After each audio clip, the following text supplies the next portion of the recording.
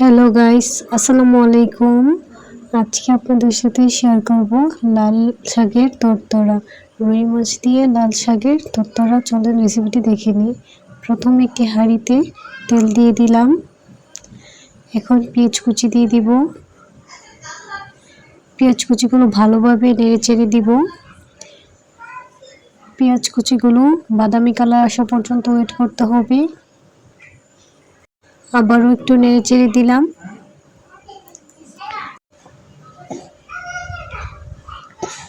আবার একটু ভালোভাবে নেড়ে ছেড়ে দিব। দেখেন হালকা কালার বাদামি কালার চলে আসছে।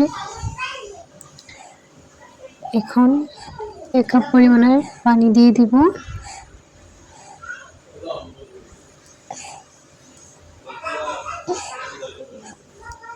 এখন মরিচের গুঁড়া 1 চামচ, হলুদের গুঁড়ো 1 চামচ, ধনিয়ার গুঁড়ো 1 চামচ, লবণ 1 চামচ।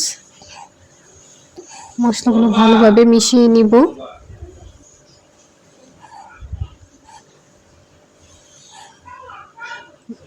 মশলাগুলো ভালোভাবে বলক আসা পর্যন্ত ওয়েট করতে হবে। দেখেন বলক চলে আসতেছে।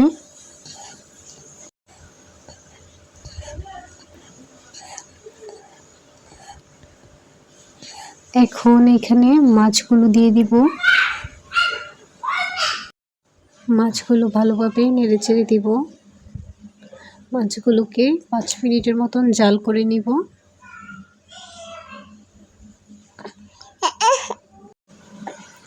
দেখেন 5 মিনিট পর মাছগুলো তুলে নিব। এখন আগে থেকে ধুয়ে রাখা লাল শাকগুলো দিয়ে দিব। একে একে সবগুলো লাল শাক দিয়ে দিব। এখানে আমি কোনো এক্সট্রা পানি দিই নেই। লাল শাক বলে ফোটার পর পানি এমনিতেই উঠে যাবে। একটি ঢাকনা দিয়ে ঢেকে নিব। 5 মিনিট জাল করে নিব। দেখেন খুলে নিলাম।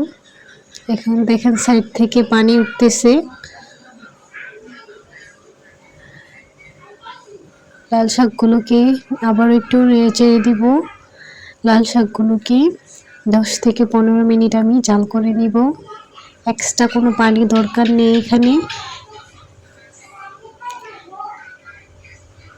এই যে দেখেন আবারও একটু নেড়ে চেড়ে দিব। দেখেন অনেকটুকু পানি চলে আসছে। এখন মাছগুলো দিয়ে দিব। মাছগুলোর কাটা আমি বেছে দিয়ে দিয়েছি। এই যে এখন 5 মিনিটের মতন জাল করে নিব। দেখেন এখন আমার লাল শাকগুলো সিদ্ধ হয়ে গেছে।